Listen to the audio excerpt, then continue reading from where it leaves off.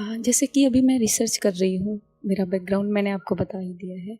तो मुझे कभी-कभी मैं जब रिसर्च करती हूँ और उसमें जाती हूँ, मुझे पता है कि इतना ज़्यादा वो अविद्या का क्षेत्र ही है, उतने काम का नहीं है। और जैसे कि मैं हेल्प भी करना चाहती हूँ, अपने लोगों को देखती हूँ इस कंडीशन में, और आपके गीता सत्र जब लेती हूँ तो मुझे इस तरह से लगता है कि मैं कितनी असहाय हूँ, मैं नहीं कर पा रही हूँ।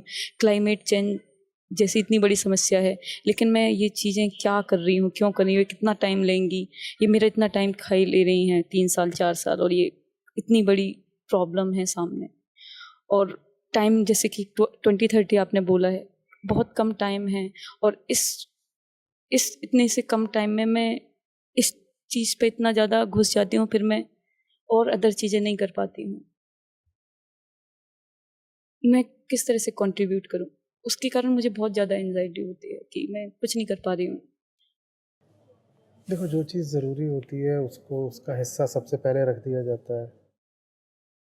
तो 24 घंटे में से 2 घंटे अगर कुछ ज़रूरी लग रहा है तो उसके लिए पहले रख दो। फिर जो बाकी 22 घंटे हैं उसमें बाकी पूरी दिनचर्या को व्यवस्थित करो, ऐसे ही होगा। और ज़रूरी नहीं है हर दिन के 2 घंटे हों, तो समझ लो हफ्ते के 14 घंटे, चाहे जैसे भी निकालने हो। अच्छा जी, मेरी एक और आदत है, मैं लोगों को बहुत ज़्यादा ओवर एक्सप्लेन करती हूँ। लाइक दूसरों से मुझे बहुत ज़्यादा वैसे चाहिए कि एग्रीमेंट, कि मेरी बातों से लोग एग्री करें, और उनसे, हाँ, लाइक इसी तरह से कि हाँ, लोग मुझे कहें कि हाँ, मैं कितनी अच्छी हूँ और मैं जो कुछ कर रही हूँ वो कितना ठीक है। तो और मैं जैसे कि देखती हूँ चीज़ों को, जैसे आपने कहा कि देखो कि तुम किस तरह से काम करती हो, मैं बहुत ज़्यादा ओवरवेल्म हो जाती हूँ कि मैं कितनी बुरी हूँ मैं। और वो बहुत टाइम ले जाता है मेरा सोचने में, समझने में, फिर मैं सारी चीज़ों को लिखती हूँ कि मैं कितनी बेकार तरीके से चीज़ें कर रही हूँ। तो जो पकड़ा है जान के कि ज़रूरी है, उसके साथ पहले इंसाफ करना है ना, उसके बाद दूसरों की बातें सुननी है। जो चीज़ पता है ज़रूरी है, पहले उसको जितना समय देना है वो तो दो, उसके बाद किसी और की बात सुनेंगे ना। पहले किसी और की बात सुनने लगे तो जो उसको समय देना समय ही नहीं दे पाओगे, सारा समय वो उनकी बात सुनने में निकल जाएगा।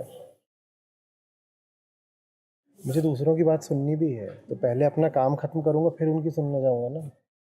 हम्म, और काम अगर दिल से करो तो इतना समय ले लेगा कि दूसरों की सुनने के लिए मोहलत बचती नहीं है।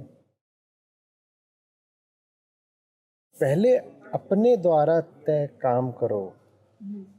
जो उसमें मूल बात है ना, वो है मैं स्वयं द्वारा निर्धारित। मुझे अपनी चेतना से, अपनी समझ से ये दिखाई दिया है कि ये काम है जो करना है, तो ये कर लूँ। उसके बाद कोई आ रहा है टीका टिप्पणी कर रहे हैं, कुछ बताने, तो उसकी भी सुन लेंगे। हम्म।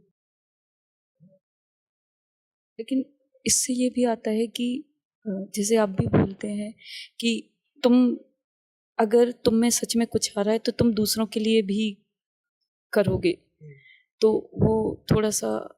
नहीं, दूसरों के लिए करोगे, वो तुम्हारे वो तुम्हारे जो प्राइमरी काम है ना, उसी के माध्यम से होता है। अपने प्राइमरी काम को छोड़कर दूसरों के लिए नहीं किया जाता। अगर जो अपना प्राइमरी काम है वो सही चुना है तो वो स्वतः ही ऐसा होता है कि उससे दूसरों का ही भला हो जाता है।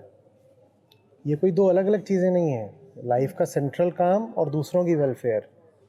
अगर जो आपकी ज़िंदगी का सेंट्रल काम है वो आपने सही तरीके से चुना है तो उस काम से ही सबकी वेलफेयर हो जाएगी।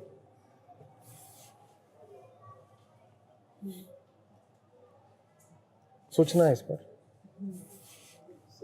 Thank you. ठीक है।